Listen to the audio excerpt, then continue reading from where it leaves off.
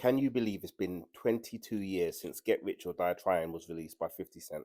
22 years since we heard some of the tracks on this album. Now, if you're a fan of 50 or if you're a fan of rap full stop, you remember some of the tracks on this album. But let's look at the track list. Now, before I go into some of these bangers, if you like this content, I do content like this nearly every day. So if you could do me a favor, if you could follow, if you could like, if you could subscribe, if you could share, do the heart thing, I would be most grateful.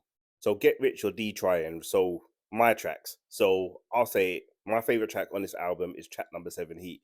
So first of all, what's yours? I mean, looking at some of the tracks on there, you've got track number 4, Many Men. Yo, get me across the street. Let me go. Let's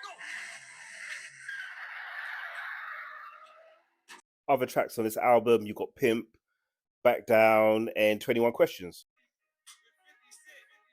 So personally, for me, I think for Dre and Eminem, signing 50 Cent was a touch of genius. I mean, look what he's gone on to do. You got Power as well, performed at the Super Bowl a couple of years ago, and this album, 22 years old, and it's still a banger.